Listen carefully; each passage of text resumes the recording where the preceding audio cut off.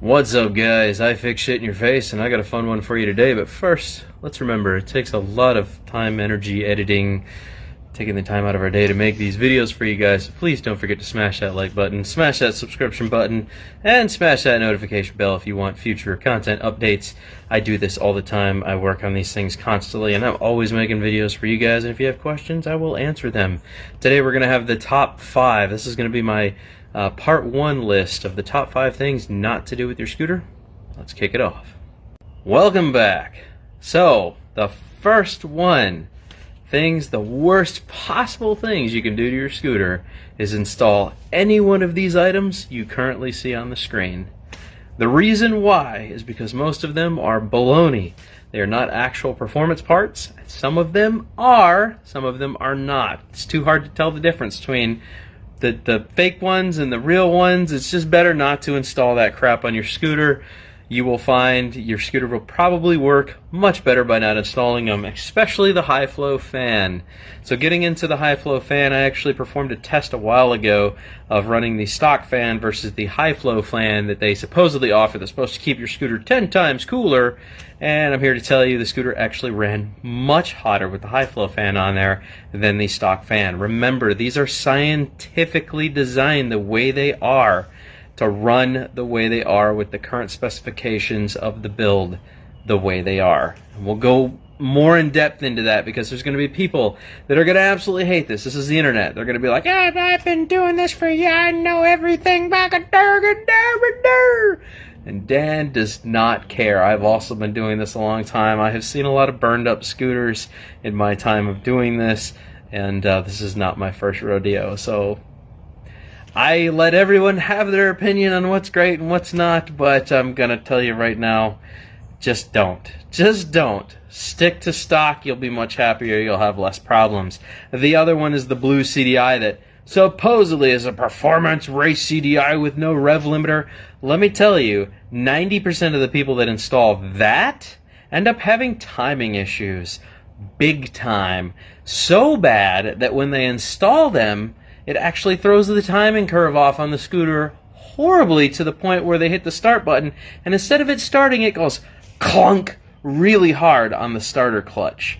And that's because the timing is way out of whack. Not only that, if it detects that there's a timing problem while you're driving, it will just shut down the scooter while you're driving. And sometimes it won't even restart until whatever reason, after 15 minutes, it'll just let you start it again and keep going. Avoid, avoid, avoid. Let's get into number 2. The second one we are going to talk about today is everybody wants their 50cc scooter to go faster. So they want to go do everything they possibly. They're going to change their roller weights. They're going to put a bigger spring, contra spring on it. They're going to do everything they possibly can to make it go 50 miles an hour. That includes a big bore kit. And I am here to tell you, ladies and gentlemen, there are people that will swear by their big bore kits. But let me tell you this. As I specified before, they are scientifically honed for the parts and components that they come with. If you install a big bore kit on there, you can expect to have some overheating issues. A lot of people install it, and then a week later, they burn up their scooter from riding the big bore kit because they don't know how to use the big bore kit properly. If you are unaware of how to drive a scooter with a big bore kit and understand throttle management and how long you should be riding it under full throttle and not, it's better not to even mess with a big bore kit. So what? You want to go faster? Okay, get a bigger scooter. Trust me on this. Just spend the money, get a bigger scooter. You'll run into a lot less problems. Let's get into number 3.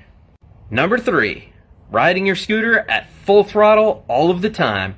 There are people that will swear by it, that they do it all the time. They just all the time, everywhere they go. Doesn't matter how far, doesn't matter how hot it is. They ride their scooter full speed all the time. Ladies and gentlemen, I'm here to tell you that is the absolute worst thing you could possibly do to your scooter. 3/4 throttle, and every once in a while, feed a little speed to your ride. 3/4 throttle. That will ensure the longevity of the engine for a very long time, even being Chinese scooters. Everybody gets a 50cc and gets mad because they're like, it only goes 35 miles an hour. so they drive it as hard as they can every time they go anywhere in hopes of keeping up with cars and traffic. And I'm here to tell you, ladies and gentlemen, it is a 50cc scooter. It was not designed or meant to do any of those things above. State regulated, I believe, is 35 miles per hour.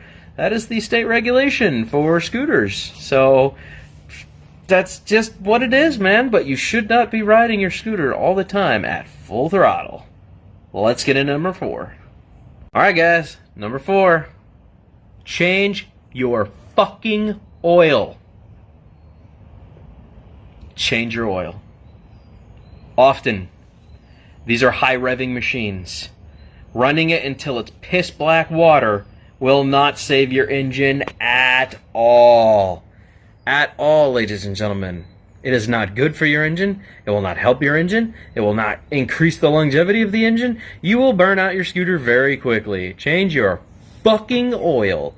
It costs $7 every 1,000 miles to change your oil, and that's using good oil. Okay? $7. Oh man. It's killing you to change your oil, isn't it? It doesn't even take a full quart. It takes 3/4 of a quart to change your oil. Change your damn oil.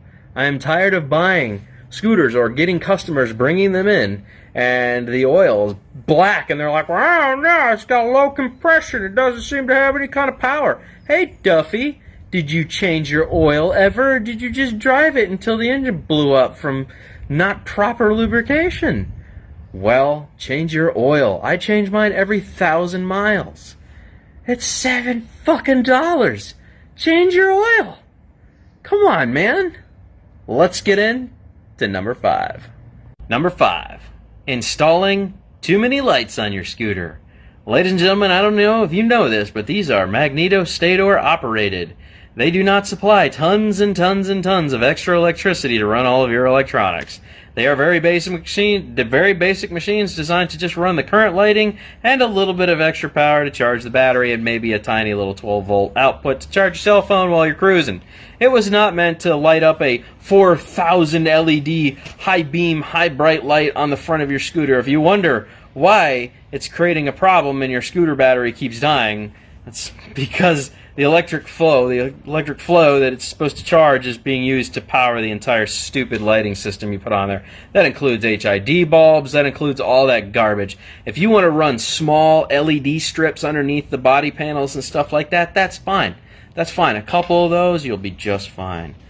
But installing those massive, bright, stupid lights on your scooter that's taking all of the power and energy that it needs to actually charge the battery and keep the electronics working properly on the scooter to work properly, then you just need to leave your stock lighting alone. Or get small extra headlights. Nothing crazy, okay? No massive high bright LED beams and all that kind of stuff. Keep it simple. Don't overdo it. Okay, trust me, you will thank me in the end. This is I fix shit, and if you guys like what I talked about here and you like the honesty, remember, this is only part 1. I have a part 2 coming pretty soon. I'm gonna help you guys out some more. I don't care if you guys agree with me. I don't care if you disagree with me. I could care less. I've been doing this a long time. I've seen enough scooters come and go out of my, not only my old shop I had, but here and stopping at other people's houses doing jobs and stuff to tell you I know what I'm talking about. You either choose to listen or you don't. I really do not care. That is up to you.